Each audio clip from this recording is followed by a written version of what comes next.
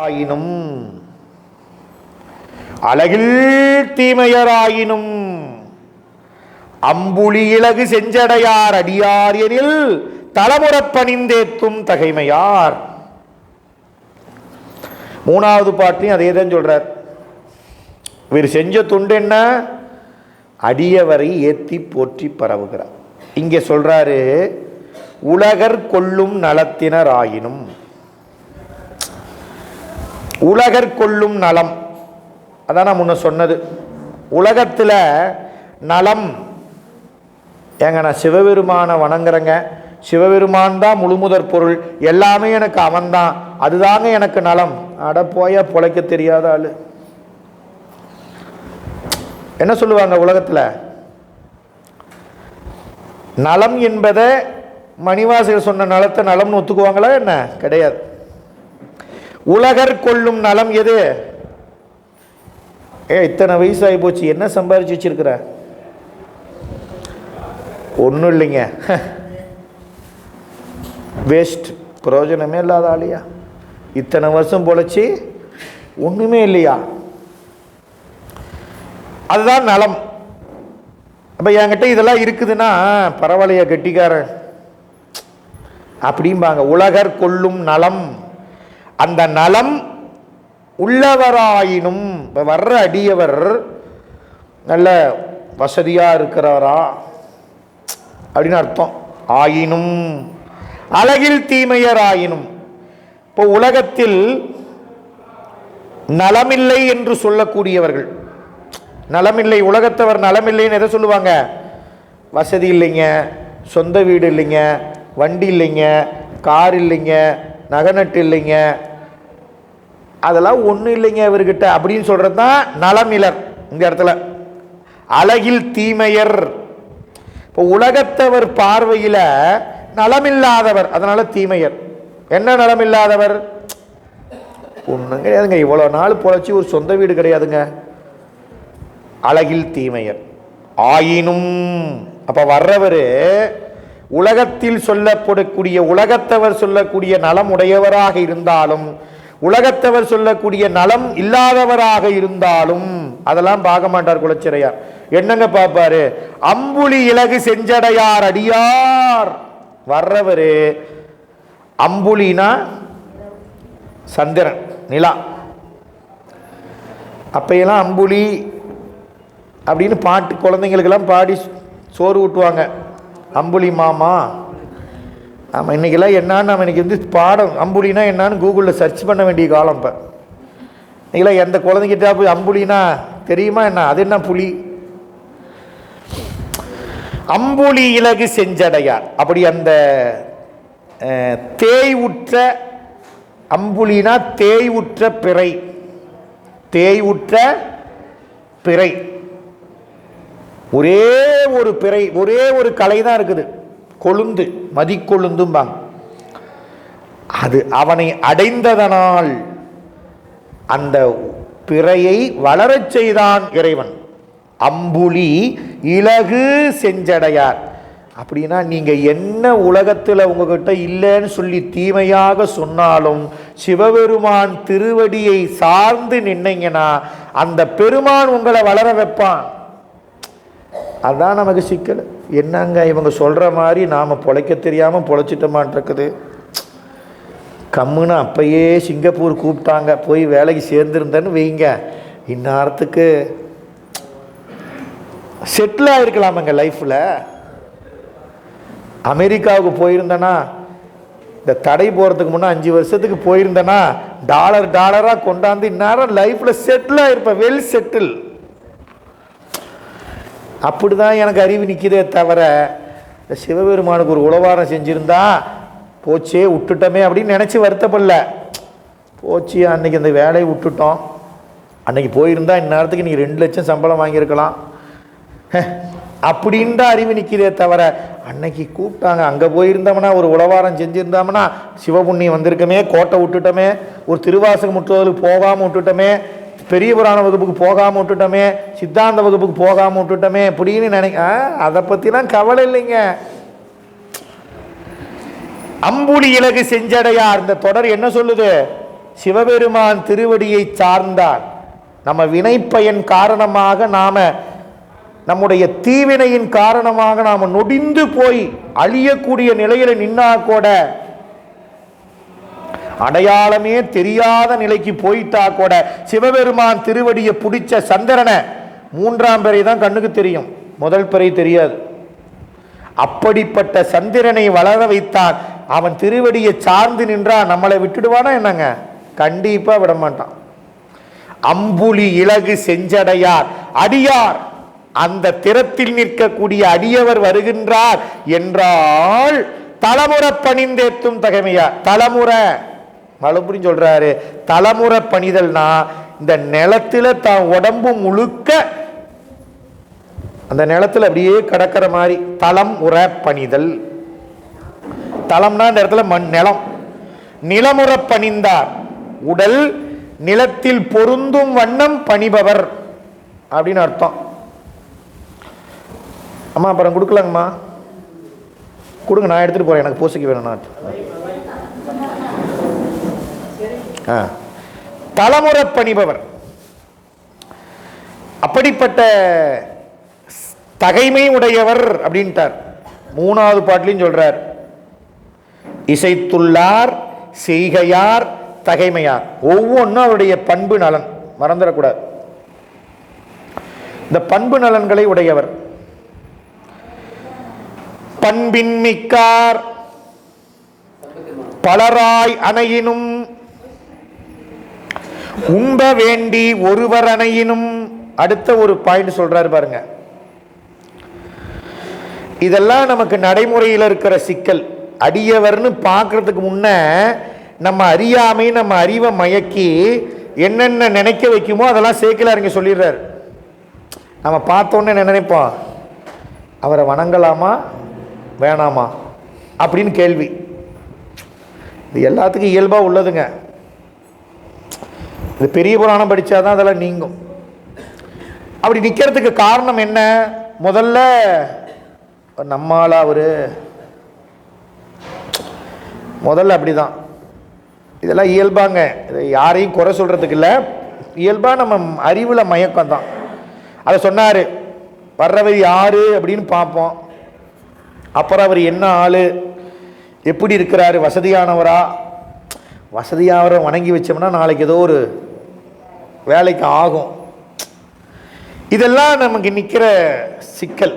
இதெல்லாம் கடந்து தான் கும்பிடு போடவே முடியும். இப்போ இதெல்லாம் கடக்கிறதுக்கு முன்னே அந்த கும்பிடே கிடையாது, கை இறங்கிடும், ஏறுற கையும். ஓ, இதெல்லாம் சொல்லிட்டு வர்றாரு. இப்ப சொல்றாரு, பண்பின் மிக்கவர் பலராய் வரினும், அடியார்கள் திருக்கூட்டமா வந்தாலும். பண்பு என்னங்க? பண்பு அன்பு, அதுதான் அன்பு பண்புனார். பண்புங்கிறது இடத்துல அன்பு பண்பு. என்ன அன்பு? திருநீரு, கண்டிகை, சடைமுடி, கோவணம், அஞ்செழுத்தையெல்லாம் அன்போடு திருவேடம் பூண்டு அன்போடு அஞ்செழுத்தை சொல்லக்கூடிய பண்பில் மிக்க அடியவர்கள் கூட்டமாக வந்தாள். அதான் முக்கியம். அப்படி நீங்க திருநீர் பூசுறப்பயே பார்த்தீங்கன்னா தெரியும், அவர் விரும்பி பூசுறாரா இல்ல சொன்னதுக்காக பூசுறாரா. பாடுறவங்களை பார்த்தாவே தெரியும், விரும்பி பாடுறாங்களா, ஐயோ பாட சொல்லிட்டாங்களே, பாடினாதான் 60 மார்க்கு போடுறேன்னு வேற சொல்லியிருக்கிறாங்க, 60 மார்க்காக பாடணுமே அப்படின்னு பாடுறவங்களா, என்னமோங்க பாட சொன்னாங்க பாடுறேங்க அப்படின்னு பாடுறவங்களா. எந்த ஒரு செயல் செஞ்சாலும் நீங்க சாப்பிட்டா கூட சரி, ஒருத்தர் சாப்பிட்றத பார்த்தாவே தெரிஞ்சுக்கலாம். வா, சாப்பாட்டு பிரியனால எங்க போனாலும் சரி கேட்கவே மாட்டாங்க, தெரியும் முகத்திலேயே. இவன் தின்னு கட்டவன்டா, போ கம்முன்னு இருங்க, நீங்க சாப்பிடுங்க அப்படிம்பாங்க. என்ன அர்த்தம்? சரி நல்லா சாப்பிட்றாரு அப்படின்னா என்ன தெரியும்? விரும்பி சாப்பிட்றாரு, இன்னொன்று சாப்பிடுங்க அப்படின்னு தெரியுது. எப்படி தெரியும்? அவங்க சாப்பிட்றத பார்த்தாவே தெரியும். அது மாதிரி ஒவ்வொன்றுமே பூசை பண்ணுறதை பார்த்தாலும் தெரியும். ஓ, அப்போ அதுதான் இந்த இடத்துல பண்பு.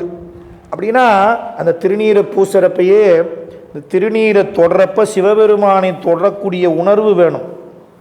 அதான் நம்ம திருமுறைகள் சொல்லுது. இங்க எங்கெங்க சொல்றாரு? ராவணன் மேலது நீரு.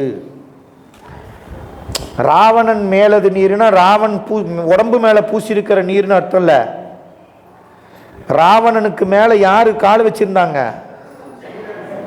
ராவணன் மேல் அது சிவபெருமானா நீரு அப்படின்னு ஞானசம்பந்தர் திருநீற்று பதிகத்துல 8வது பாட்டுல சொல்றார்.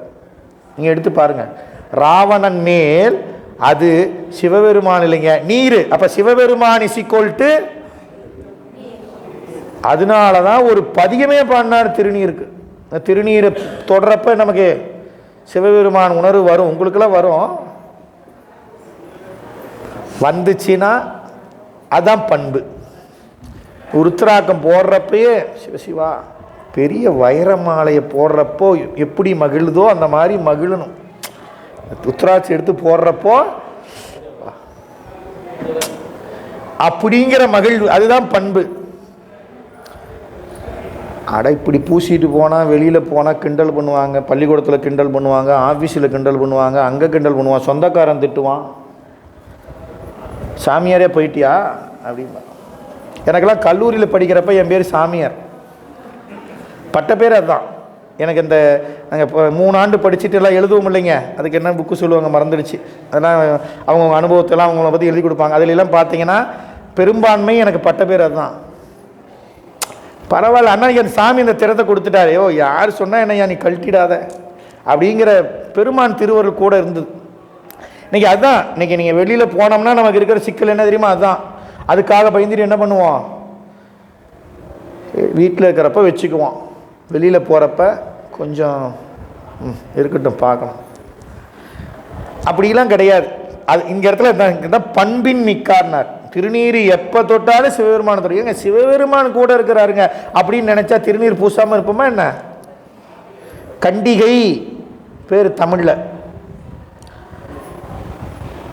சடைமுடி, அஞ்செழுத்து, இதையெல்லாம் அன்போடு பூணக்கூடிய பண்புடையவர்கள், அந்த பண்பில் மிக்கவர்கள். பண்புடையவர்கள் சொல்லல, பண்பில் மிகுந்தவர்கள். அப்படிப்பட்ட அடியார்கள் பலராய் வரினும், ஞானசம்பந்தர் பாடுவார், கணங்களாய் வரினும் தமியராய் வரினும் அடியவர் தங்களை கண்டார் குணம் கொடு பணியும் குலச்சிறை. அந்த பாட்டை தான் இங்க சேக்கிழார் இப்படி சொல்றாரு. பண்பின் மிக்கவர் பலராய் அணையினும், மணமேற்குடிக்கு அடியார் திருக்கூட்டத்தோடு வந்தாலும் சரி, உண்ப வேண்டி ஒருவர் அணையினும், ஒருவராக அடியவர் வந்தாலும் சரி, திருக்கூட்டமாக வந்தாலும் சரி. இப்போ நாம் வச்சுக்கோ, ஒருத்தர் வராருன்னு வைங்க, ஒரு அடியவர் வந்திருக்கிறார், அவருக்கு அமுது படைக்கணும். அப்போ நம்ம மனப்பாங்க எப்படி இருக்கும்? ஒரு 10 பேர் வராங்க, எப்படி இருக்கும்? ஒரே மாதிரி இருக்குமா? அப்படின்னா ஒருத்தர் தான் வந்திருக்கிறாரு, சரி. இப்போ எங்கள் ஊராக இருந்தால் என்ன பண்ணுவான்? ஒன்றுமே கவலை இல்லை, ஐயா ஒரு நிமிஷம் இருங்க அப்படின்னு போய் நேராக வடையில் எத்தனை வெரைட்டி இருக்கோ எல்லாம் கிடைக்கும். குழம்பு, சாம்பார், புளிக்குழம்பு, வத்த குழம்பு, மோர் குழம்பு எல்லாம் கிடைக்கும், பொரியல் எல்லாம் கிடைக்கும். இப்படி வண்டி எடுத்துகிட்டு போய் அத்தனை வெரைட்டி வந்துடும், ஐயா சாப்பிடுங்க, அவ்வளோதான். இப்போ நம்ம ஒரு திருக்கூட்டமாக வராங்க, அவன் என்ன பண்ணணும்? நம்மளே நம்ம கையால் சமைச்சு போடணும். ஆனால் இங்கே குளச்சல் அப்படி இல்லை, ஒருத்தர் வந்தாலும் அதே நிலை தான், 100 பேர் வந்தாலும் அதே நிலை தான். என் பெருக்கிய அன்பு, என்ன எண்ணம், தன் எண்ணத்தில் பெருக்கிய அன்போடு ஒருவராக வந்தாலும் அதே அன்போடு எதிர்கொள்வார். திருக்கூட்டமாக வந்தாலும் அதே பேரன்பினால் எதிர்கொள்வார். எதிர்கொண்டு என்ன பண்ணுவாரு? நண்பு கூர்ந்து அமுதூட்டும் நலத்தினார். இன்னைக்கு நமக்கெல்லாம் அது குறைஞ்சி போச்சு, எல்லாமே ஆர்டர் தான். ஆர்டர் பண்ணிட்டா கேரியரில் வந்து சேர்ந்துருது வீட்டுக்கு.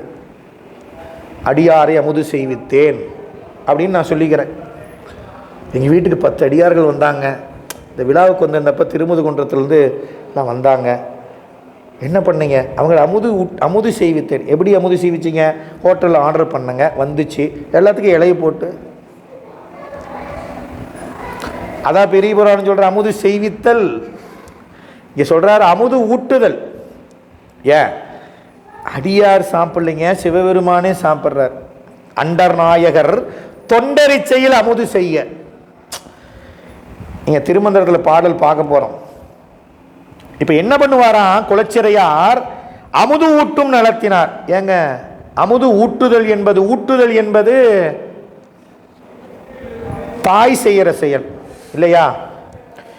ஊட்டுதல் என்பது குழந்தைக்கு தாய் ஊட்டுவது.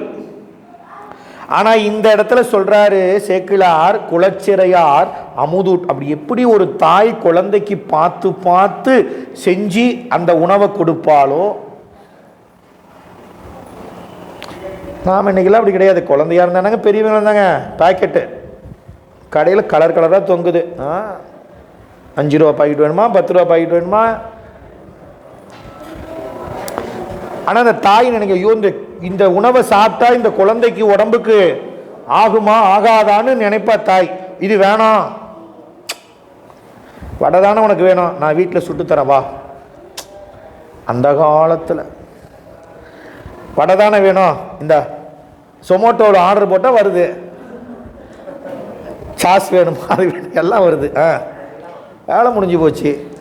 ஆனால் அந்த காலத்தில் தாய் குளவிக்கு ஊட்டும் தாய். இப்போ குலச்சிறையார் நினைக்கிறார், அடியவர்கள் வந்தால் அவங்களுக்கு என்ன அமுது செய்யணும், அதை பார்த்து பார்த்து அவர் நினச்சா என்ன பண்ணியிருக்கலாம்? அவர் அமைச்சர், ஏய் இங்கே வாங்க, 100 பேர் வந்திருக்காங்க, இன்னென்ன வெரைட்டி செய்யணும், இவங்களெல்லாம் சாப்பிட வச்சு எல்லாம் இதெல்லாம் கொடுத்து அனுப்பி வைங்க, நான் தான் வந்துடுறேன் அப்படின்ட்டு போவாரா? கிடையாது. சமைக்கிற இடத்துல இருந்து டேஸ்ட்டு பார்க்குறது முதற்கொண்டு நாம் புரிஞ்சுக்கிறதுக்காக சொல்கிறேன். இதெல்லாம் பார்த்து அவங்களெல்லாம் இலை போட்டு சாப்பிட வச்சு, இன்னும் வேணுமா வேணுமா, நம்ம அமைப்பாளர் கேட்குறாருல வந்து, அது மாதிரி கேட்டு இன்னும் கொஞ்சம் வச்சுக்கோங்க, என்ன வேணுங்கய்யா, நல்லா இருக்குங்களா, எதா இருக்கா அப்படின்னு கேட்குறாரு. அதெல்லாம் பெரிய புராணத்தில் கற்றுக்கிட்டார் ஐயா. அது இந்த பெரிய புராணம் சொல்லுது இந்த நலத்தை. இதான் சைவ நலம். இந்த நலத்துக்கு தான் என்ன பேருங்க? சைவ நலம். அப்படி பார்த்து பார்த்து அவங்களெல்லாம் அமுது ஊட்டுவார். இன்னும் கொஞ்சம் சாப்பிடுங்க, இன்னும் கொஞ்சம் சாப்பிடுங்க, ஏங்க நல்லா இல்லையா அப்படின்னு கேட்குறப்ப என்ன பண்ணுவார்? வேணான்னு சொல்கிறது கூட இல்லை வைங்க பாவம், ஏங்க இப்படி கேட்டீங்களே, இவ்வளோ கஷ்டப்பட்டு செஞ்சுருப்பீங்க, நல்லா இல்லைன்னு சொன்னால் அவங்க மனசு என்ன ஆகும்? பரவாயில்ல வைங்க. அப்படி அந்த சைவ நலம் அப்படி கேட்டு கேட்டு சைவ நலத்தினார், அமுது ஊட்டும் நலத்தினார். நீங்க அடியவர்களுக்கு அமுது ஊட்டினால் நமக்கு நலம் கிடைக்கும். இதுதான் சைவ நலம். ஒரு நலம் முன்னாலேயே சொல்லியாச்சு, சிவபெருமானை நினைந்து உள்ளம் உருகுவது உயிருக்கு நலம். இன்னொன்னு சைவ நலமாகி அமுது ஊட்டல். அமுது ஊட்டல்ங்கிறது நலம்ட்டார், சைவ நலம். இப்ப நினைச்சு பாருங்க, மாகேஸ்வர பூசை என்பது நமக்கு சைவ நலம், நலத்தை கொடுப்பது. அதை மாகேஸ்வர பூஜை பற்றி திருமந்திர பாடல்ல விரிவாக பார்ப்போம். பூதி கோவணம் சாதனத்தால் பொழிந்து, பூதி கோவணம் சாதனத்தால் பொழிந்து ஆதிதேவதம் அஞ்செழுத்தார் அவை ஓது நாவணக்கத்தால் உரைப்பவர் பாதம் நாளும் பரவிய பண்பினார். இந்த பாடல சொல்றாருங்க, பூதி பூதி அப்படின்னா விசேடம், விசேஷமான அப்படின்னு அர்த்தம். ஐஸ்வர்யம் அப்படின்னு அர்த்தம். விபூதின்னு சொல்றமே, வீணா மேலான, மேலான ஐஸ்வர்யம். அது என்னங்க மேலான ஐஸ்வர்யம்? நாம செல்வம்னு நினைக்கிறோமே, அதையெல்லாம் காட்டிலும் நமக்கு வேண்டிய உயர்ந்த செல்வமாகிய முத்தி. முத்தி தருவது நீரு. ஒரே சொல்லிட்டார், முத்தியாகிய செல்வத்தை தரக்கூடியது இந்த திருநீர். அதனால இதுக்கு விபூதி. அடியார்களுக்கு செல்வம்ங்கிறது எது? விபூதி. திருநீர் தான் செல்வம். 500 1000 பாக்கெட்டில் இல்லாமல் வெளியில் போக மாட்டோம். அதுபோல் திருநீர் பை இல்லாமல் வெளியில் எப்பயும் நம்ம கூட என்ன இருக்கணும்? ஆமாம், அதான் சொல்கிறார். பூதி கோவணம். கோவணம் என்பது இறைவன் அணியக்கூடிய அந்த உடை.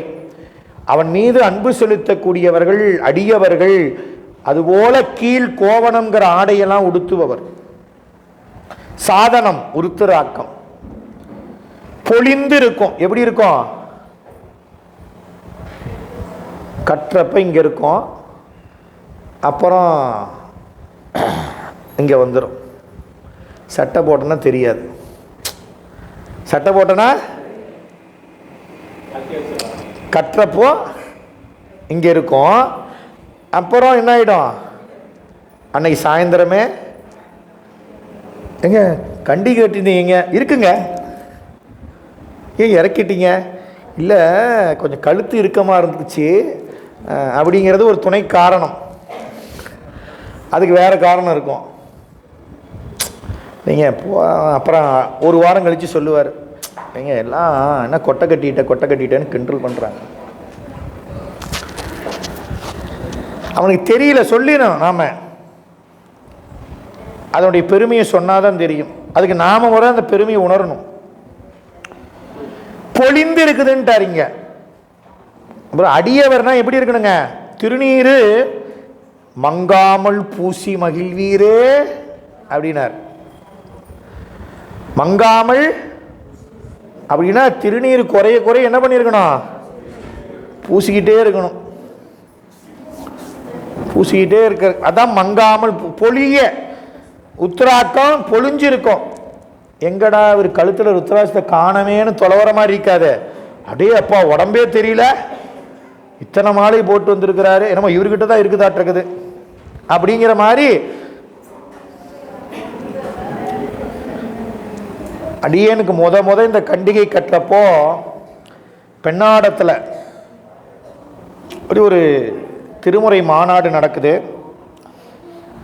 நம்ம குடியேற்றம் பக்தவச்சலையா தான் ஒவ்வொரு ஊர்லேயும் 3 நாள் மாநாடு போடுவார். அப்போ திருப்பத்தூரில் நடந்தது, அதுக்கப்புறம் இங்கே சேலத்தில் நடந்தது, அதுக்கப்புறம் ஒசூர். நாங்கள் சேலத்தில் வர்றப்போ எங்களுக்கு சாமி கருணையினால் இந்த நெருங்கி வந்து ஒரு வழியாக வந்து சேர்ந்தோம். அப்போ முன்னே பல வழியில் இருந்தப்போ ஒரு வழியாக வந்து சேர்ந்தோம். அப்படி பெண்ணாடத்துக்கு போகிறப்போ மதியம் உணவு சாப்பிட்டு உறங்கிட்டு இருக்கிறோம். அப்போ ஒருத்தர் வந்தார். அவர் வந்து சில இதெல்லாம் சொல்லிவிட்டு பேசிக்கிட்டே இருந்தவர் உத்தராட்சம் கட்டிட்டார். என்னமோ நாங்கள் பாதி தூக்கத்தில் இப்படி முழிச்சிக்கிட்டு என்னமோ சொல்கிறாரே. அவர் சொன்னது கேட்டுச்சு. நீங்கள் மனுஷனா இல்லை விலங்கா அப்படின்னு கேட்டது எனக்கு இன்னும் கேட்குது. அதான் எனக்கு கேட்டுச்சு, வேறு எதுவும் கேட்கல. என்னமோ சொன்னார், உத்திராகம் கழுத்தில் இருக்கிறையே, அப்போ நீயும் விலங்கு ஒன்று தானே அப்படின்னு சொல்கிறார். சொல்லிகிட்டே இருந்தவர் கட்டிட்டார். அதுதான் இது. நான் தங்கத்தில் போட்டேன், தங்கத்தை எடுத்தேன், வெள்ளியில் போட்டு வெள்ளியை எடுத்தேன். ஆனால் இதை மட்டும் எடுக்கலை, சாமி கருணை. அப்படி 2005 2 வருஷம் கழிச்சு எங்கள் ஊரில் அவர் அது எதுக்கு அவர் கழுத்தில் அப்படியே இந்த அளவுக்கு ருத்ராட்ச மாலை இருக்குது. அவர் கழுத்தில் போட்டிருக்க ருத்ராட்ச மாலை அவருக்கு இப்படி இருக்குதுங்க. மாலை அத்தனை போட்டிருக்கிறார். அவர் கண்ணு மட்டும்தான் தெரியுது, முகம் மட்டும்தான் தெரியுது, அதுக்கு மேலே எதுவும் தெரியல.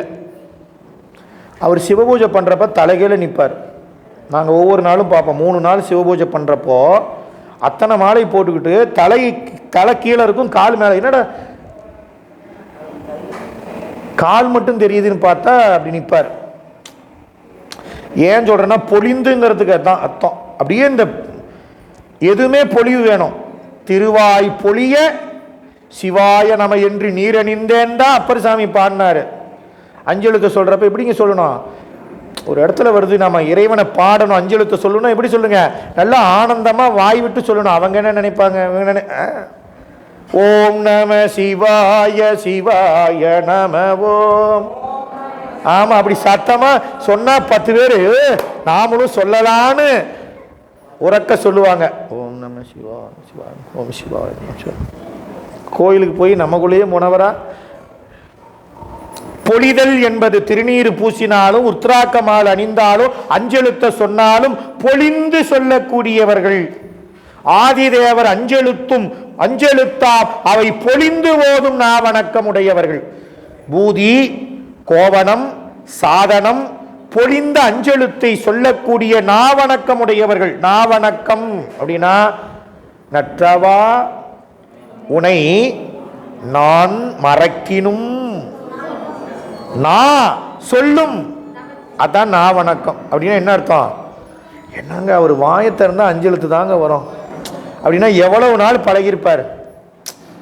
ஒரு பழக்கம் இல்லாமல் வராது. நம்ம பழக்கம் இல்லாமல் தெரிஞ்சிடும். ஏங்க இப்படியே போயிட்டு இருக்கிற வழி அதே வழியில் தான் போவோம். அது பக்கமாக வேற வழி இருந்தால் கூட என்ன பண்ண மாட்டோம், ஏங்க இது ஷார்ட் கட்டுங்க, இப்படி வந்தீங்கன்னா சீக்கிரம் வந்துடலாம். இல்லைங்க பழகிடுச்சிங்க, நமக்கு அதில் போனால் தான் செட் ஆகும். ஏங்க ட்ரெயின் இருக்குதுங்க, 1 மணி நேரத்தில் வந்துடலாம். இல்லைங்க நமக்கு பஸ்ஸு தான் செட் ஆகுங்க. அப்படி என்ன ஆகும், நமக்கு செட் ஆகிடுது. அதுதான் பழக்கம். ஆனால் அஞ்செழுத்து மட்டும் செட் ஆகிறது கஷ்டமாக இருக்கு.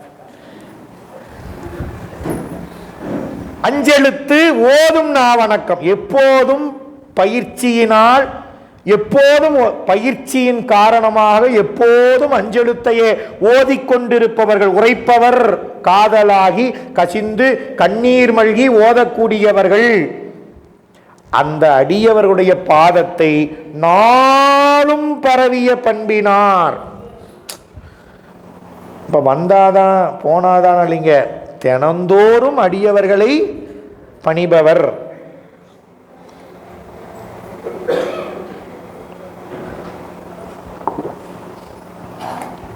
நாளும் பரவுதல் அப்படின்னா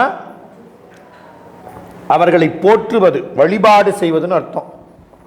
அடியவர்களை வழிபாடு செய்வார். அது என்னங்க வழிபாடு? கொண்டு வந்து மனை புகுந்து குலாவு பாதம் விளக்கியே மண்டுகாதலின் ஆதனத்திடை வைத்து அர்ச்சனை செய்தபின் உண்டி 4 விதத்தில் 6 சுவைதிரத்தினில் ஒப்பிலா அண்டர்நாயகர் தொண்டரிச்சையில் அமுது செய்ய அளித்துளார். இளையான்குடி மாறநாயனார் புராணத்தில் ஒரு பாட்டு சேக்கிலார் சொல்கிறார். அதான் அடியாருக்கு செய்யக்கூடிய வழிபாடு. ஒரு நாயன்மார் குருபூசைனா திருமஞ்சனம் செய்து அவங்களுக்கு மாலை அணிவிச்சு திருவடிகளுக்கு மலர் வழிபாடு செஞ்சு தேவாரம் திருவாசகம் குறைஞ்சபட்சம் 50 புராணம் சொல்லி இதெல்லாம் பாடி பேரொளி வழிபாடெல்லாம் செஞ்சு வழிபாடு செய்யணும். அடியாறு வழிபாடு. ஏங்க அவங்களை வழிபாடு செய்யணும்? நான் திருஞான சம்பந்த பெருமானை வழிபாடு செய்கிறேன், திருநாவுக்கரசர் வழிபாடு. அவங்க எங்கே இருக்கிறாங்க? அவர்கள் யார்? இறைவனை அடைந்து அம்மயமே ஆவன் சிவமாக இருப்பவர்கள். அவங்களை ஏன் வழிபாடு பண்ணுறோம்? அவங்க சிவமாக இருக்கிறவங்க. அவங்கள வழிபாடு செஞ்சா சிவத்தை வழிபாடு செய்ததாக பொருள். இதெல்லாம் நம்ம இந்த பெரிய புராணம் சிந்தனை செய்யாமல் விட்ட காரணம் தான் இன்னைக்கு சிவாலயங்களில் போனால் 63 அப்படின்னு பார்த்துக்கிட்டிங்கன்னா, எனக்கு இந்த விழாவில் ஐயா சொன்னார் சொற்பொழிவில், 63 வேணாங்க, அதெல்லாம் வைக்க வேணாம். ஏன்? தினமும் தண்ணி ஊற்றணும், நெய்வேத்தியம் பண்ணணும் அப்படின்னு கோயில் இன்னைக்கு நிலை அதுதான். 63 நாங்கள் திருப்பணி செய்கிறப்ப கற்சிலை வைக்கக்கூடாதுன்ட்டாங்க. 50 செஞ்சால் கொடுங்க வாங்கிட்டாங்க. நாங்கள் 50 திருப்பணி தான் செஞ்சோம். சரி, நமக்கு நாயன்மார்கள் திருப்பணி செய்யணும், சாமி திருவருள் அப்படின்னு செஞ்சாச்சு. அப்புறம் தான் தெரிஞ்சது அது சொத்தாம் கோயிலுக்கு, அதனால வாங்கிட்டாங்களாம். எனக்கு தெரியல, அப்புறம் தான் தெரிஞ்சது. பரவாயில்லையே, நமக்கெல்லாம் கூட சாமி இந்த வாய்ப்பு கஷ்டத்தை கொடுக்கல, நம்ம திருப்பணி செஞ்சிட்டோமே நினச்சோம். சரி, அது நமக்கு தேவையில்லை, நம்ம திருப்பணி செஞ்சாச்சு, வழிபாடு செய்கிறதுக்கு வாய்ப்பு கொடுத்துருக்கிறார் சாமி. அதுபோல் இங்கே அடியன் பெரிய புராணம் சிந்திக்கக்கூடிய பட்டீஸ்வர பெருமான் ஆலயத்தில் பெரிய புராணம் தொடங்கி சிந்தித்த 2 ஆண்டில் பெருமான் திருவருளில் நாயன்மார்கள் திருமேனி நிறுவப்பட்டு குருபூசை வழிபாடு செய்யக்கூடிய வாய்ப்பை இறைவன் கொடுத்துருக்கிறார். அது மாதிரி நம்ம சைவர்களாகிய நாம் நாயன்மார் வழிபாட்டை கட்டாயம் கடைபிடிக்கணும். ஒவ்வொரு அன்பர்களும் அவங்க அன்பின் மிகுதியால் ஒவ்வொரு நாயன்மார்களை இல்லத்தில் செஞ்சு வச்சு வழிபாடு பண்ணுறாங்க. எங்கள் கோயில் சுகவனேஸ்வர பெருமான் கோயிலில் ஓதுவா மூர்த்தியாக இருக்கிறார் ஒரு ஐயா, தங்கமணி ஓதுவார். அவர் வீட்டில் இளையான்குடி மாறநாயனாரும் அவருடைய மனைவியாருக்கும் ஐம்பொன் திருமேனி செஞ்சு வழிபாடு பண்ணுறார். ஒவ்வொரு ஆண்டும் குரு பூஜை அன்னைக்கு ஒரு நாள் விழா எடுக்கிறாரு அவர் சொந்த செலவில். ஓதுவாருக்கு என்ன சம்பளம் வருங்க கோயிலில்? ஆனால் அந்த உறுதி பாருங்க, அந்த திண்மை. அதுபோல் அடியவர்கள் இருக்கிறாங்க, அங்கங்கே இருக்கிறாங்க. அது மாதிரி ஒரு வைராக்கியம் நமக்கு வரணும். வழிபாடு நாம் செய்யணும், அடியவர்களை வணங்கணும். அடியவர்கள் அந்த உறுதிப்பாட்டில் நின்னோன்னு வச்சுக்கோங்க, சிவபெருமான் மேல் அன்பு தானாக வரும். அதை தான் இந்த இடத்துல சொல்றாரு, பாதம் நாளும் பரவிய பண்பினார் வழிபாடு செய்பவர். அப்ப ரெண்டாவது பாட்டில் இன்ட்ரோடக்ஷன் சொன்னார். 3, 4, 5, 6, 7 5 பாட்டில் குலச்சிறை நாயனாருடைய திறம், புகழ், அவருடைய தொண்டினுடைய தன்மை, அவருடைய உழப்பாங்கு எல்லாத்தையும் சொல்லிட்டார். இப்ப சொல்றாரு, இன்னநல் ஒழுக்கத்தினார். இன்ன நல் ஒழுக்கத்தினார். என்ன நல் ஒழுக்கம்? இரண்டாவது பாட்டு, திருத்தொண்டில் வளாதவர் அன்போடு வீழ்ந்து அஞ்சலி முகிழ்த்து ஈர நன்மொழி எய்த இசைத்துளார் செறிவுற பணிந்தேத்தும் செய்கையார் தலமுற பணிந்தேத்தும் தகைமையார் நண்பு கூர்ந்து அமுதூட்டும் நலத்தினார். இப்ப நான் என்ன பெருமை நினைப்பேன் தெரியுங்களா? இத்தனை பேர் என்னை வணங்குறாங்க பாரியா, அதுதான் பெருமையா நினைப்பேன். குலச்சிறையார் தனக்கு பெருமைன்னு என்ன நினைச்சார் தெரியுமா? அடியவர்களை தலைமுறை பணிவது எனக்கு பெருமைன்னு நினைச்சார். இப்ப நான் நினைக்கிற பெருமைக்கும் அவர் நினைக்கிற பெருமைக்கும் என்ன வித்தியாசம் பாருங்க. ரெண்டுமே மாறுபட்டு நிற்பது. என்னை பல பேர் வணங்குவதால் எனக்கு பெருமைன்னு கருதுறேன். நான் அடியவர்களை எல்லாம் தலைமுறை பணிந்து வீழ்ந்து வணங்குவது எனக்கு பெருமைன்னு குலச்சிறையார் நினைக்கிறார். அடுத்து, அடியவர்கள் பாதம் நாளும் பரவக்கூடிய பண்புடைய இன்ன நல்வொழுக்கத்தை உடையவர் ஈரில் சீர் தென்னவன் நெடுமாறற்கு சீர்த்திகள் மண்ணு மந்திரிகற்கு மேலாகியார் ஒன்னலர் செற்று உறுதிக்கண் நின்றுள்ளார். அங்க இறுதிக்கண் இருக்கும் புத்தகத்துல உறுதிக்கண். 8வது பாட்டுல தான் மந்திரின்னு சொல்றாரு சேக்கிழார். இவரு ஒரு மந்திரி. பாடுறவர் யாரு? முதல் மந்திரி. முதல் மந்திரியால் பாடப்படுபவர் ஒரு முதல் மந்திரி. இப்ப நாம என்னதான் இருந்தாலும் அந்த துறையில நின்னு வச்சுக்கோங்க, ஒரு துறையில எந்த துறையோ இருக்கட்டும், அப்படி நம்ம பார்த்த உடனே என்ன ப்ரிஃபரன்ஸ் கொடுப்பாங்க? முதல்ல, ஏங்க நீங்களும் டீச்சரா, நீங்களும் மெக்கானிக்கா, நீங்களும் இன்ஜினியரா, நீங்களும் டாக்டரா, நீங்களும் வக்கீலா அப்படின்னு என்ன ஆகுங்க நமக்கு? நானும் டீச்சர் தாங்க, நானும் வக்கீல் தாங்க, நானும் அப்படிம்போம். அது மாதிரி அந்த துறை சார்ந்து நிற்போம். இப்ப சேக்கிழார் பெருமான் முதலமைச்சராக இருந்தவர், குலச்சிறையார் ஒரு முதலமைச்சராக இருந்தவரை பாடுறவர் 2வது பாட்டிலேயே தென்னவன் நெடுமாறற்கு சீர்த்திகள் மண்ணு மந்திரி அப்படின்னு சொல்லியிருக்கலாமா இல்லையா? சொல்லலையே. அதெல்லாம் அவர் நினைக்கலைங்க பெருமையா. யாரு? குலச்சிறையாரே தான் மந்திரிங்கிறத பெருமையா அவர் நினைக்கல. அவர் பெருமையா நினைச்சது அடியவர் திருவடியை விழுந்து தலைமுறை பணிவதுதான் தன் பெருமைன்னு நினைச்சாருங்க. அவரை போய் மந்திரின்னு சொல்ல முடியுமா? நானு சேக்கிழார் எப்படி பாருங்க, சேக்கிழார் பாடு பெரிய புராணத்தில் பாடுறாரு பாருங்க. ஒவ்வொன்றும் நீங்க நுட்பத்தை பார்த்தீங்கன்னா சேக்கிழார் மாதிரி. அதனாலதான் அவருக்கு தெய்வ சேக்கிழார். நீங்க அவர் முதல்ல இன்ட்ரோடக்ஷன் கொடுக்கறப்ப மந்திரின்னு சொல்லியிருக்கலாமா இல்லையா? இல்லையே. அப்படி சொல்லியிருந்தா அவர் பெருமைன்னு நினைச்சது பாலா இருக்குமே. எப்படி நினைக்கிறார் பாருங்க சேக்கிழார். அதான் மதிநுட்பம். இன்ன நல் ஒழுக்கத்தினார் ஈரில் சீர் தென்னவன் நெடுமாறற்கு சீர்த்திகள் மண்ணு மந்திரி. அப்ப ஈரில்லாத புகழை உடைய தென்னவன் நெடுமாறன். நெடுமாறனா ஆகிறதுக்கு முன்ன அவனுக்கு பேரு கூன் பாண்டியன். என்ன பேருங்க? எப்ப திருஞான சம்பந்த பெருமான் திருநீரு பூசி வாழ்க அந்தனர் வானவர் ஆனினம் வீழ்க தன்புணல் வேந்தனும் ஓங்குக அப்படின்னார். அப்ப நிமிர்ந்தவன். அதனால அவருக்கு நின்ற சீர் நெடுமாறன். அதுக்கு முன்ன நிக்கலையாங்க, அதை நிக்கிறது வேறங்க. இப்ப நிக்கிறார் பாருங்க, எங்க? திருநீற்றை பூசி சைவ நெறியில் நின்ற சீர் நெடுமாறன். அதனால அவருக்கு புகழ், நெடுமாறனாகினான். அப்படிப்பட்ட ஞானசம்பந்த பெருமானுடைய கருணை திறத்தினால் வெள்ளை நீரணியும் கொற்றவன் தனக்கு மந்திரியாய குலச்சிறைன்னு ஞானசம்பந்தர் பாடுறார் அந்த பதிகத்துல. இப்ப இவர் திருநீர் பூசறப்ப சைவ நெறியில இல்ல. இவர் திருநீர் பூச ஊருக்கே போகல. எங்க இருந்து பாடுறாரு? எல்லையில. விடிய காலம் ஆளவாய் தெரிகிறதுன்னு காட்டின உடனே அங்கிருந்து பாடினார். அப்பையெல்லாம் தெரிஞ்சது. அரையணி நல்லூர்ல நின்று அண்ணாமலை தெரிகிறதுன்னு பார்த்த உடனே உண்ணாமுலை உமையாலோடுன்னு பாடினார். இப்ப நம்ம ஊர்ல இருக்கிற கோயிலே நம்ம வீட்டுல இருந்து பார்த்தா தெரியாது. ஏன்? அதுக்கு மேல கட்டடம் இருக்குது.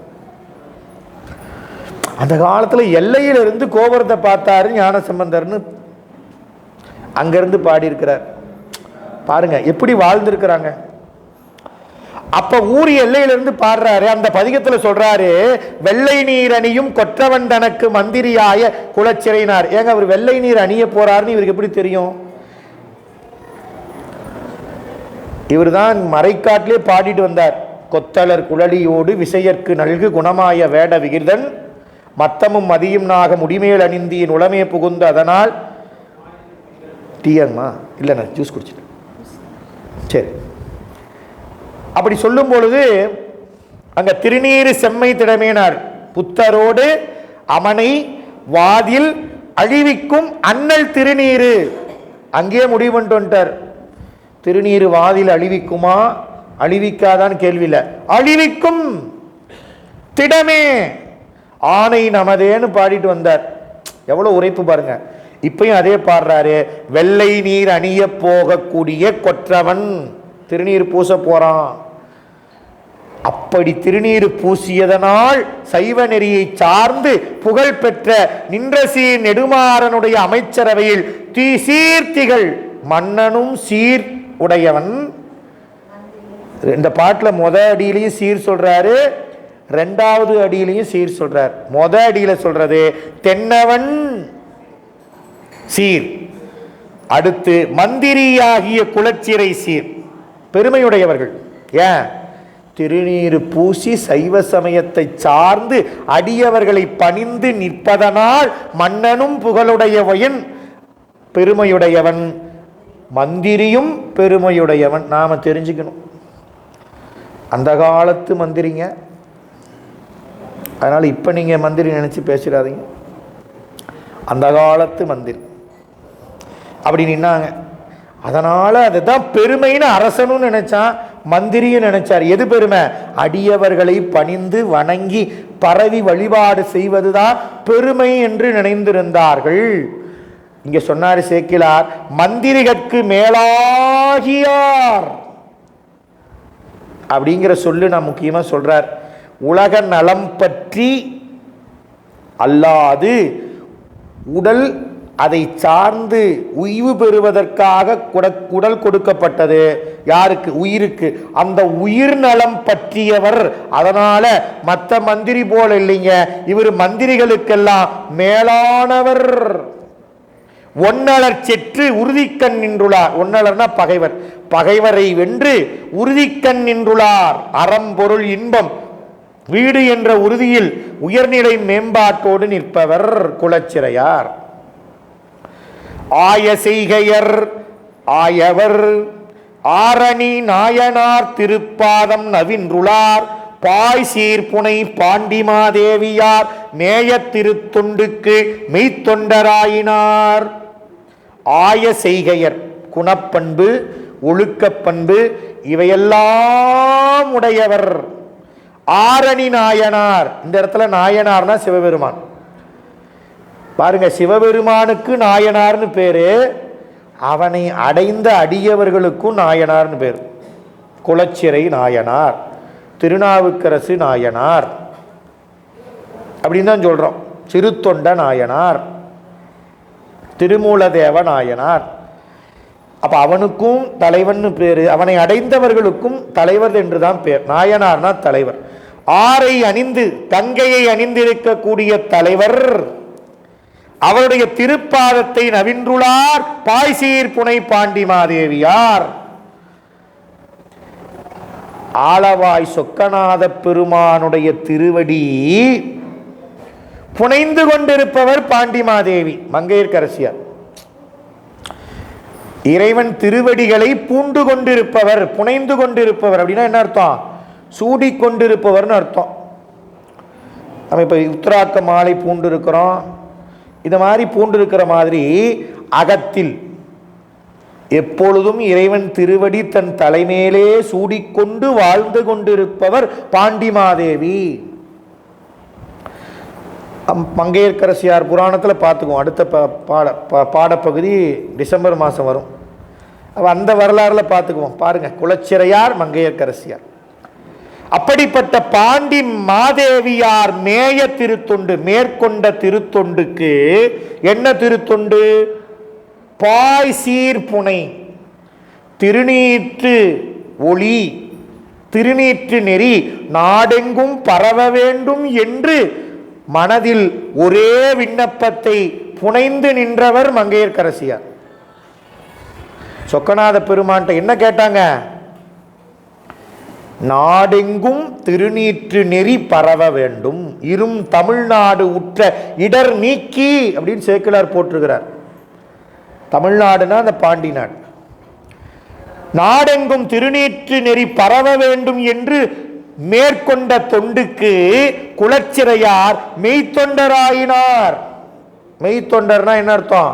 அந்த தொண்டு கைகூடும்படி தொண்டு செய்தவர். இப்ப சொல்றவரு கேட்கிறவரு ஒரு திறத்துல இருந்தாங்கன்னு வைங்க, சிவசிவா ஐயா பெருவாழ்வுங்க, எனக்கு இந்த பணியை கொடுத்தீங்களே ரொம்ப மகிழ்ச்சிங்க, பெருவாழ்வு, என் மேலே கருணை கொண்டு இந்த பணியை கொடுத்தீங்க, இந்த தொண்டு செய்வதற்கு நான் என்ன தவம் செஞ்சிருக்கேன், உடனே செஞ்சிட்றேங்க அப்படின்னு நின்னா என்ன அர்த்தம்? ஒரே திறத்தில் இருக்கிறாங்க, ஒரே அன்பில் இருக்கிறாங்க. நீங்கள் செய்ய முடியாதா, நானே தான் செய்யணுமா அப்படின்னா என்ன அர்த்தம்? அப்படின்னா அந்த இடத்துல இருக்குதுங்க ஒரு திறம் இல்லைன்னு அர்த்தம்.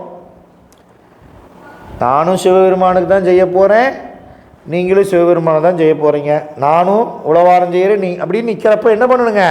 அந்த நிலை ஒரு பணி அப்படின்னு வந்துச்சா சிவபெருமானே கொடுத்ததான் நினைக்கணும். எங்கள் இவங்க கொடுத்தாங்க அவங்க கொடுத்தாங்கல்ல, எங்கள் சிவபெருமான் எனக்கு பணிச்சிருக்கிறாருங்க, சிவபெருமான் எனக்கு கொடுத்த பணின்னு அந்த பணியை தலைமையில வச்சுக்கிட்டு அதை செய்யணும். குலச்சிறையார் மங்கையர்க்கரசியார் மேற்கொண்ட தொண்டுக்கு அந்த தொண்டு கைகூடும்படி நின்று தொண்டு செய்தவர் ஆயினார். திருவருள் பெருமையை எப்போதும் சிந்தித்துக் கொண்டு மங்கையர்க்கரசியாரும் இருக்கிறார், அதே திருவருளை எப்போதும் சிந்தித்துக் கொண்டு குலச்சிறையாரும் இருக்கிறாங்க. இந்த ரெண்டே பேர் தான் இருக்கிறாங்க. எங்க அவ்வளவு பெரிய பாண்டி நாட்டில் நாடெங்கும் திருநீறு நெறி பரவ வேண்டும்னு நினைக்கிறது மங்கையர்க்கரசியார் ஒண்ணுதான். அந்த தொண்டுக்கு துணை நின்று தொண்டு செய்யக்கூடியவர் குலச்சிறையார் ஒருத்தர் தான். மற்ற யாருக்கும் ஆனா அந்த அந்த அந்த தொண்டு அவங்க அந்த அந்த நிலை அந்த நாட்டையே திருநீர் பரவுமாறு செய்தது அவங்களுடைய அந்த தொண்டு ரெண்டு பேரும். அப்போ நம்மளால் அது நாம் நினச்சேதான் மாற போதாங்க, நாம் கேட்டேதான் நடக்க போதாங்க, அந்த சிந்தை நமக்கு இருக்கக்கூடாது. சாமிகிட்ட நாம் விண்ணப்பம் வச்சா வச்சுக்கிட்டே இருக்க வேண்டியதான். திலகவதியார் நினச்சாங்களா? போன வருஷம் கேட்டேன், இந்த வருஷம் ஆகிப்போச்சு, தம்பியார் உலராக வேண்டும், ஒன்றும் சாமி கேட்குற மாதிரி தெரியல. 2 வருஷம் ஆச்சு, 3 வருஷம் ஆச்சு, 30 வருஷம் ஆச்சு, 40 வருஷம் ஆச்சு. ஆனால் முத நாள் எப்படி அன்போட உள்ளம் உருகி பெருமான்கிட்ட கேட்டாங்களோ அதே உருக்கம் 40வது வருஷத்துலையும் கேட்டாங்களாம். நினச்சி பாருங்க. கொஞ்சம் கூட சிவபெருமான் மேலே கோபலாம் இல்லை. அட என்னையா ஆளு நீ, எனக்கே சலிச்சு போச்சு கேட்டு கேட்டு, உனக்கு சலிக்கலையான்லாம் கேட்கல. நீங்கள் முத நாள் என்ன கேட்டாங்களோ அதே நிலைப்பாடு. பெருமானை பார்த்து புதுசாக வந்து சாமியை பார்த்து எப்படி கேட்டாங்களோ அதே மாதிரி தான் ஒவ்வொரு நாளும் கேட்டாங்களாம். திருநாவுக்கரசர் நமக்கு கிடைச்சார். அதனால் நம்ம சாமிகிட்ட விண்ணப்பம் நம்மளால் முடிஞ்ச, சாமி பெருமானே உன் திருவடிக்கு விண்ணப்பம், நீ தான் இதெல்லாம் கருணை செய்யணும் இதுக்கெல்லாம் அப்படின்னு சாமிகிட்ட விண்ணப்பம் அன்பு உள்ளன்போடு விண்ணப்பம் வச்சிங்கன்னா பெருமான் நிச்சயம் நிறைவேற்றுவார். நம்மளால் முடியலனாலும் யாரோ ஒரு அருளாளர் வருவார், யாரோ ஒரு அடியவர் வருவார், அவர் மூலியமாக இறைவன் நடத்துவார். அதான் இந்த புராணம் சொல்லுது. மங்கையர்க்கரசியார் இவ்வளோ பெரிய நாட்டில் நாம் என்னங்க பண்ண முடியும் அப்படின்னு நினச்சிருந்தா இன்னைக்கு நாம் திருநீர் பூசிக்கிட்டு தேவாரம் படிக்க முடியாது, உத்திராட்சம் போட்டிருக்க முடியாது. சிவபெருமான யாரும் தெரியாது, சிவன் கோயிலில் எங்கே இருக்கும் நினச்சி பாருங்க. மங்கையர்க்கரசியாரும் குலச்சிறை நாயனாரும் இந்த தொண்டை செஞ்சாங்க. அவங்கெல்லாம் நினைக்கணும், நாம் இன்றைக்கி நம்ம திருநீர் பூசியிருக்கிறோம் அப்படின்னா இந்த பெருமக்கள் இல்லைன்னு வைங்க, இரும் தமிழ்நாடாவது இருந்திருக்கும். புன்னையத்தருகந்தர் பொய் நீக்கவும், புன்னையத்து அருகந்தர் பொய் நீக்கவும், தென்னன் நாடு திருநீரு போற்றவும், மண்ணு காளியர் வள்ளலார் பொன்னடி சென்னி சேர்த்தி மகிழ்ந்த சிறப்பினார். திருஞான சம்பந்தர் திருமறைக்காட்டில் இருக்கிறாரு அப்படின்னு கேட்ட உடனே எப்பையும் திருஞான சம்பந்தருடைய திருவடியை தலைமையில வச்சிருக்கக்கூடிய குலச்சிறை நாயனார் மகிழ்ந்தார். ஏன் ஞான சம்பந்தர் வரமாட்டாரா, இந்த நாட்டை மீட்டு சைவ நெறிக்கு கொண்டு வர மாட்டாரா அப்படின்னு நினச்சிக்கிட்டே இருந்தாங்க. பெருமான் எப்போ செய்வார் எப்போ செய்வார்னு. அப்போ ஒரு செய்தி எட்டுகிறது.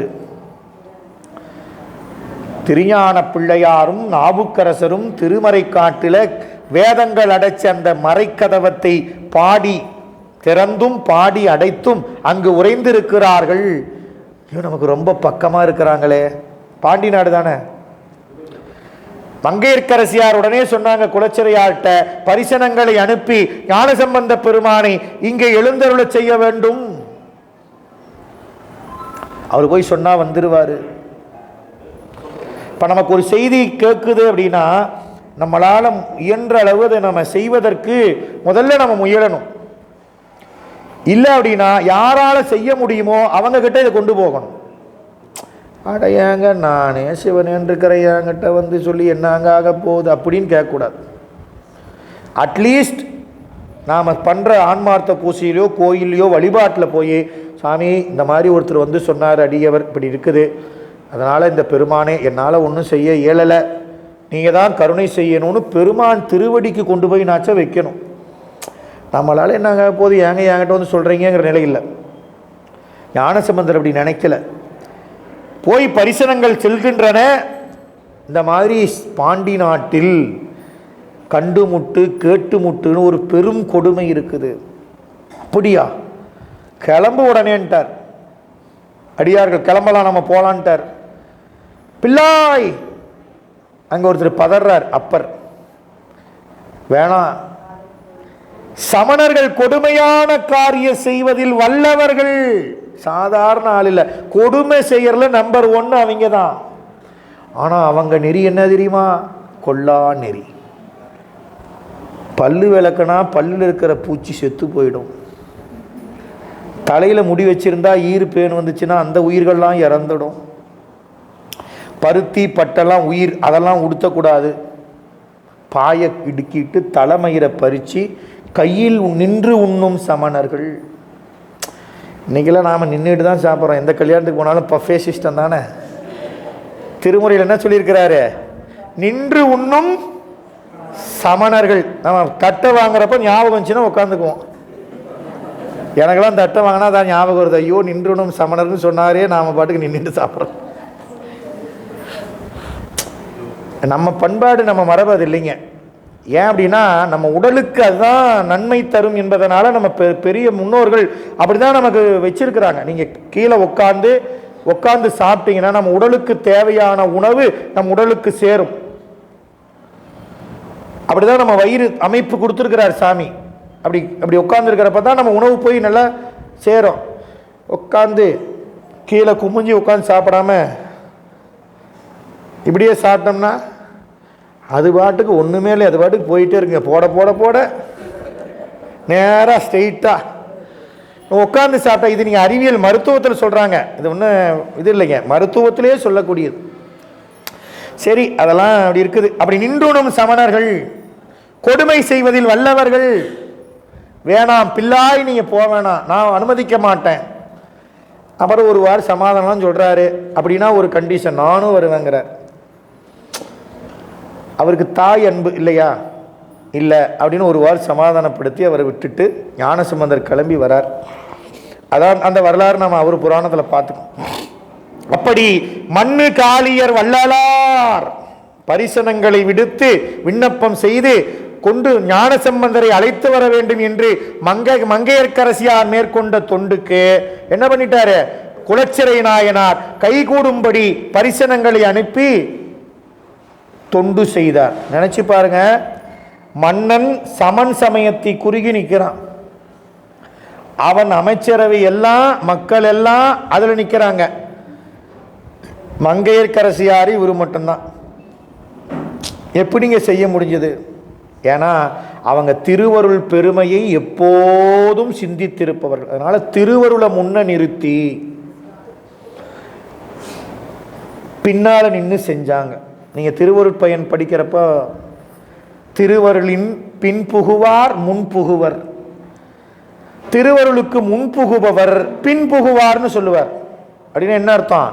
திருவருளை முன்ன நிறுத்தி திருவருள் திருவருள்னு திருவருளுக்கு பின்ன நாம நின்னா சிவலோகத்துக்கு முன்னாலேயே போயிடலாம்.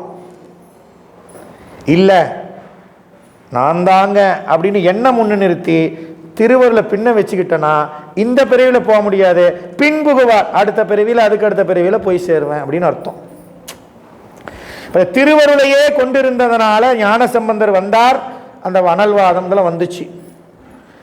அப்படி திருஞான சம்பந்த பெருமான் திருவடியை தலைமீது சேர்த்தி மகிழ்ந்தவர் குருநாதர்.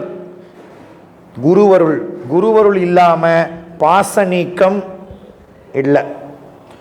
குருநாதர் இல்லாம சிவப்பேறு கிடைக்காது, குருநாதர் இல்லாம வீடு பேறு கிடையாது. அதனால நம்ம குருநாதரை அடைந்து உபதேசம் பெற வேண்டியது ரொம்ப ரொம்ப இன்றியமையாது. நிறைவா சொன்னார், வாதில் தோற்ற அமணரை வன் கழுத்தீது நீங்கிட ஏற்றுவித்தார் திறம் யாது போற்றினேன் மேல் இனி ஏற்றுகேன் வேதநீதி மிழலை குறும்பர்த்தாள். இந்த புராணத்தை நிறைவு செய்து பெருமிழலை குறும்ப நாயனார் புராணத்தை தோற்றுவாய் செய்கிறார் சேக்கிழார் பெருமான். இப்போ என்ன சொல்லிட்டாரு? 10 பாட்டை பாடினவரு, நான் என்னங்க சொல்லிட்டேன், யாது போற்றினேன். ஏங்க அவர் பெருமையை சொல்ல முடியுமா? முடியாது. நான் சொன்னது அவர் புகழ்னு நினச்சிக்காதீங்க, அவர் புகழை சொல்ல முடியாது. செப்பரும் சீர்னு 2வது பாட்டில் சொல்லிட்டார். அதனால அவர் பெருமையெல்லாம் நான் சொல்லிட்டேன்னு நினச்சிக்காதீங்க. வாதில் தோற்ற அமணர், என்ன வாது? 3 வாது. எல்லாத்தையும் வினாத்தாள் வந்திருக்கு, விடையில எழுதி கொடுத்துருப்பீங்கல்ல. ஆமாம், அனல்வாதம், இன்னொன்று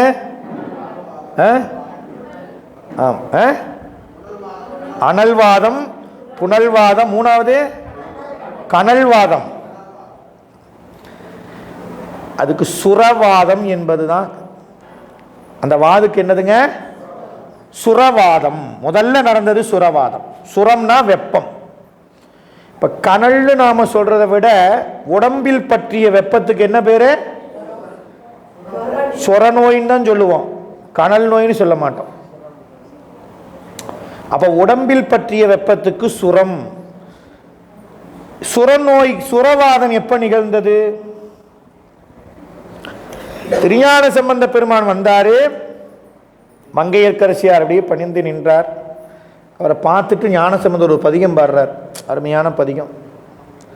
பாலன் அப்படின்னு நீங்க நினைச்சு வருந்தாதீங்க, ஆளவாய் அரண் நிற்கிறான்.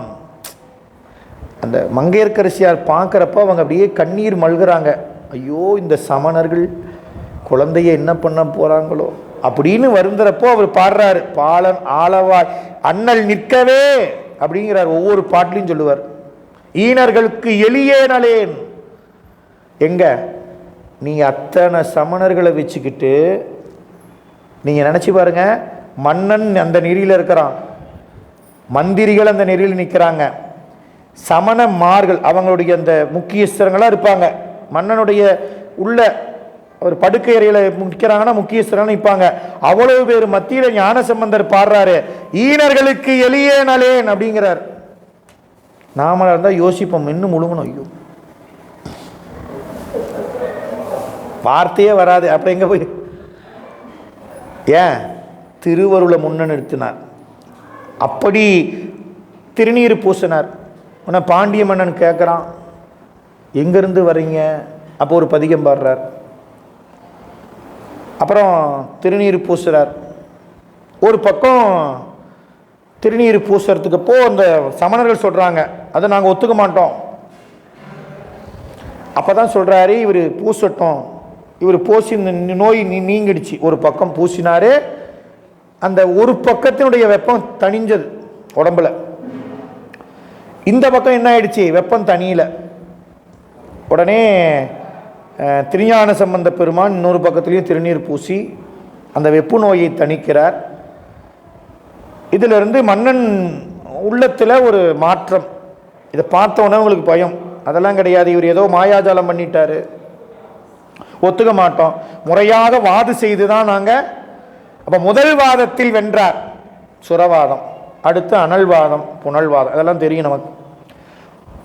இப்போ மன்னன் கேட்குறான், சரி இப்போ இதை நீங்கள் ஒத்துக்கல, என் உடம்பில் இருக்கிற சுரத்தை நீக்கினார் ஞானசம்பந்தர், சைவ சமயம்தான் உயர்ந்தது என்று நான் கருதுறேன், நீங்கள் ஒத்துக்கல, சரி நீங்கள் சொல்கிற மாதிரி 2 வாதம் வச்சுக்கலாம், இதில் தோத்துட்டீங்கன்னா என்ன பண்ணலான்னு கேட்குறான் மன்னன். அப்போ அவங்க வாயாலே அவங்க சொன்னது, எங்களை கழுவேத்துங்கன்ட்டாங்க. சொன்னது யாரு? அப்படி சரி, அப்படியே உத்தரவுன்ட்டு போயிட்டார் மன்னன். இப்போ 2 வாதம் நடந்துச்சு, ஞானசம்பந்தர் வென்றுட்டார். இந்த மன்னனுடைய உத்தரவை நிறைவேற்றிய வேண்டிய பொறுப்பு அமைச்சருக்கு. அதனால அந்த வன் கழு தீது நீங்கிட அமணரை ஏற்றுவித்தார். வாதில் தோற்றவர்களை அவங்க சொன்ன மாதிரியே கழுவில் ஏற்றினார். அதை சொல்றப்ப சேக்கிலார் சொல்றாரு, தீது நீங்கிட ஏற்றுவித்தார். என்ன தீது? அருமையான அந்த சொல், தீது நீங்கிட கழுவில் ஏற்றுவித்தார். இப்போ நாம் நினச்சிக்கிறோம், இவ்வளோ சைவ சமயம் அன்பு அருள் இப்படிலாம் பேசுகிறீங்களே, அவரை போய் கழுவில் ஏற்றலாமா? சுப்ரீம் கோர்ட்டில் போய் நீதிபதியை பார்த்து, ஏங்க உங்களுக்கெல்லாம் ஜீவகாருண்யமே தெரியாதா, அவனுக்கு தண்டனை கொடுக்குறீங்க, தூக்கில் போகிறீங்கன்னு கேட்போமா? ஏன் கேட்க மாட்டோம்? அப்போது ஒரு குற்றமானது மறுபடியும் நடைபெறக்கூடாது அப்படின்னா அந்த குற்றவாளிக்குரிய தண்டனையை பார்த்து அவனும் மறுபடியும் அந்த குற்றத்தை செய்ய மாட்டான், ஏனையவர்களும் குற்றம் செய்வதற்கு முற்பட மாட்டார்கள். இது அந்த சட்டம். அப்போ இங்க அருளியல்ல வந்துட்டீங்கன்னா உயிருக்குரிய குற்றம், அங்க உடம்பினால் செய்தது. இங்க அருளியல்ல வரும்பொழுது உயிருக்குரிய குற்றம். உயிருக்குரிய குற்றம் அந்த உயிரினுடைய வினை கணக்கில் தீவினை பாவமாக சேரும், அதனுடைய பயன் துன்பத்தை அனுபவிப்பதற்கு வரணும். எத்தனை பிறவின்னு தெரியாது. அப்படி ஒரு உயிரை பற்றிய குற்றம் நீங்க வேண்டும் என்றால் ஒன்று சிவபெருமானோ அல்லது அவனுடைய அடியாரோ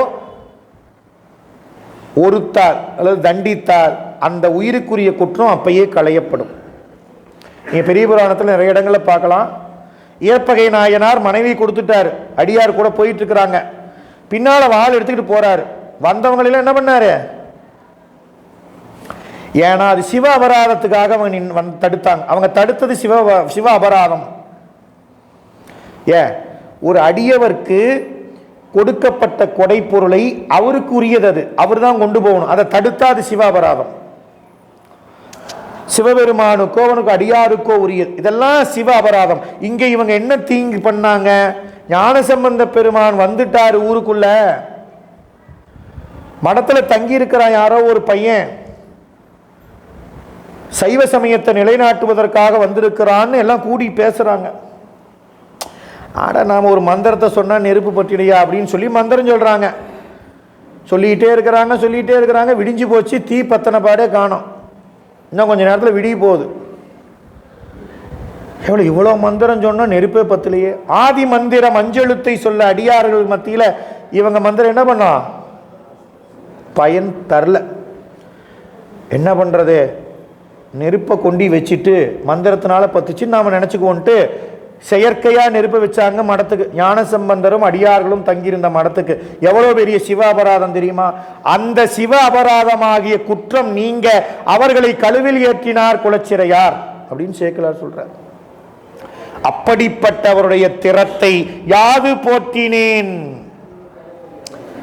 அவர் பெருமையை சொல்றதுக்கு எனக்கு தகுதி கிடையாது. அதனால நான் இங்க சொன்னதெல்லாம் ஒரு பெருமைன்னு முடிவு பண்ணிடாதீங்க. அவர் பெருமை சொல்ல முடியாது. அதனால் இதோட நிறைவு செய்து மேல் அடுத்தது இனி பெருமிழலை குறும்பர்த்தால் ஏத்துகேன். வேத நீதி பெருமிழலை குறும்பர்த்தால் ஏத்துகேன். வேதத்தில் விதித்த நியதிகளில் ஒழுக்கத்தில் நின்ற, வேதத்தில் சொல்லப்பட்ட நியதியின்படி அந்த ஒழுக்கத்தில் நின்றவர் மிழலை அப்படிங்கிற பதியில் வாழ்ந்த குறும்பர் என்ற நாயனார். அவர் திருவடிகளை இனி ஏத்துகேன் என்று தோற்றுவாய் செய்து நிறைவு செய்கிறார் நம்முடைய சேக்கிழார் பெருமான். அந்த அளவில் குலச்சிறை நாயனார் புராணத்தை ஒருவாறு நாமும் குலச்சிறை நாயனார் திருவடிகளை மனமொழி மேகலாலே பணிந்து வணங்கி அடுத்து திருமந்திரம் பாடல்